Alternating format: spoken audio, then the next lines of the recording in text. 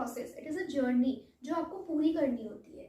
तो बहुत सारे अप एंड डाउन आएंगे, बहुत सारे फ्रेजेस आएंगे, डिफरेंट डिफरेंट लोज आएंगे, अप हाईज आएंगे, तो उनको मैनेज करना सीखना पड़ेगा। And it depends on person to person कि किसी किसी को 1 से 2 सेशन भी लगते हैं, किसी किसी को 12 से 13 सेशन भी लगते हैं, किसी किसी को 20-21 सेशंस भी लगते हैं। तो it depends on person to person and intensity of the problem, कि वो कितनी इंटेंसिटी है उनकी प्रॉब्लम की और कितना जल्दी वो अडेप्ट कर पा रहे हैं मैनेजमेंट प्लान को हमारे।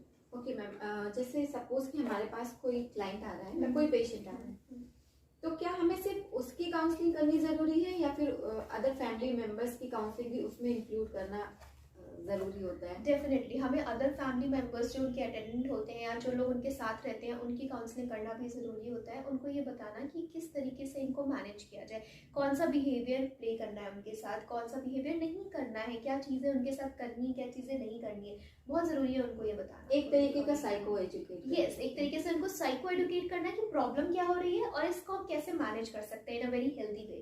तो उनको साइको एडुकेट करना बहुत इंपॉर्टेंट होता है।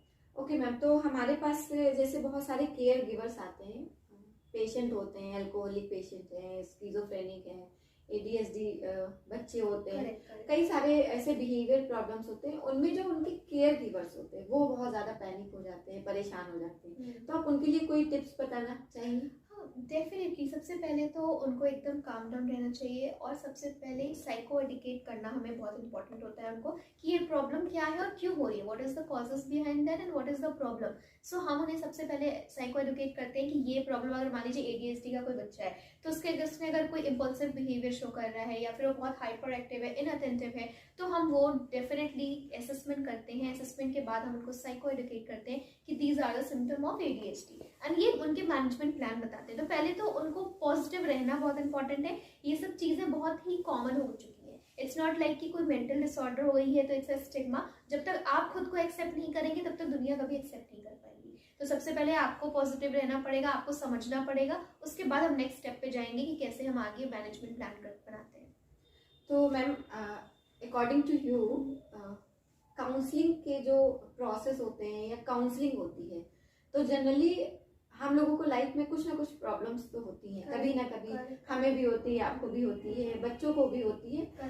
तो मीनवाइल ये निकल के आता है कि हर समय या लाइफ के किसी ना किसी मोड़ पे हमें काउंसलिंग की जरूरत पड़ती ही पड़ती है। ओके मैम, एक चीज और है, जैसे हम लोग घर पे हमारे पेरेंट्स होते हैं या हमारे फ्रेंड्स होते हैं, वो जनरली उनको लगता है कि उन्होंने हमें कोई चीज समझा दी, हमारे प्रॉब्लम को अगर वो सॉल्व कर दिया उन्होंने एट दैट मोमेंट, तो वो कहते हैं कि हमने तो तुम्हारी काउंसलिंग कर दी, तुम्हें काउंसलर के पास जाने की जरूरत तो है नहीं। या फिर हमारे पेरेंट्स भी बोलते हैं कि फालतू में पैसा वेस्ट करने का कोई टुक नहीं है, आप घर में बैठो, हम लोगों से बात करो, अपनी चीजें हमारे साथ शेयर करो।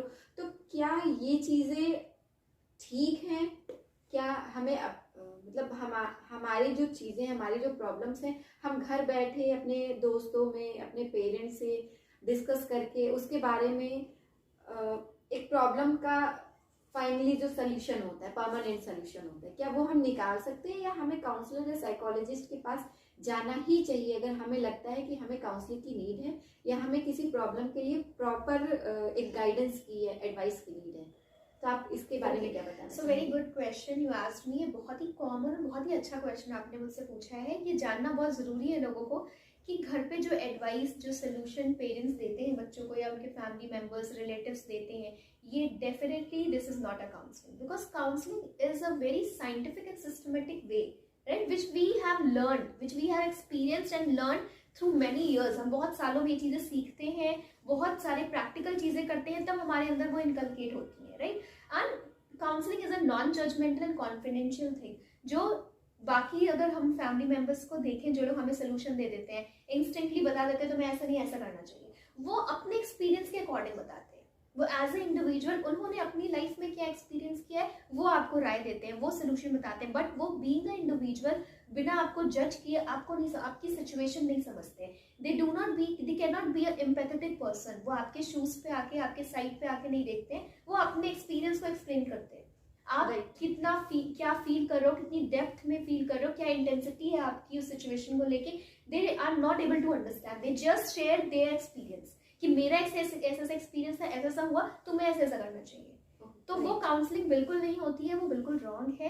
Counselling is a very systematic and scientific way, right. And हम डेफिनेटली काउंसलर्स की, साइकोलॉजिस्ट की हेल्प लेनी चाहिए, बिकॉज हमने वो चीज़ें सीखी होती है कि कैसे नॉन जजमेंटल होके, एम्पैथेटिक होके, कॉन्फिडेंशियल रख के सामने वाले पर्सन को समझना है, उस उनके सिचुएशन में जाके अपने आप को रख के समझना है, एंड साइंटिफिक वे बताना है कि हम इनको कैसे कर सकते हैं। और एक और चीज़ जो बहुत इंपॉर्टेंट है, counselling is not a solution, not a guidance, it is a facilitation to make the other person so strong कि ताकि वो अपना सोल्यूशन खुद ढूंढ सके। हम उसको उसकी प्रॉब्लम को लेके अवेयर करते हैं कि आपकी ये प्रॉब्लम है, these are the causes behind your problem, ये आपके ट्रिगर्स हैं, ये आपके मेंटेनिंग फैक्टर्स हैं उस प्रॉब्लम को मेंटेन करने के। आप उसको अवेयर करके आप उसको स्ट्रांग बनाते हो, उस पर्सन को इतना इंटरनली स्ट्रांग करते हो कि वो खुद सोल्यूशन ढूंढ सके, बिकॉज उनसे बेहतर उनको कोई नहीं जानता है। तो हम सिर्फ उनको हेल्प करते हैं, फैसिलिटेट करते हैं to make that person so strong, तो वो अपनी मदद खुद से कर सके। Okay, thank you so much ma'am, आपने सच में बहुत ही नॉलेजेबल और बहुत अच्छी बातें बताई हैं काउंसलिंग के बारे में। तो मैं अपने दर्शकों से बोलना चाहूँगी कि अगर आपके आसपास में, आपकी फैमिली में या आपके कलीग्स हैं, फ्रेंड्स हैं, कोई भी है, आपको जरा सा भी लग रहा है कि वो कहीं ना कहीं किसी ना किसी तरीके से मेंटली, बिहेवियरली, फिजिकली, इमोशनली वो वीक पड़ रहे हैं, उन्हें एक प्रॉपर गाइडेंस की ज़रूरत है, तो आप प्लीज़ एक साइकोलॉजिस्ट के पास, काउंसलर के पास या मेंटल हेल्थ प्रोफेशनल के पास उनको ज़रूर दिखाएं। तो आज के लिए इतना ही, तब तक के लिए नमस्कार।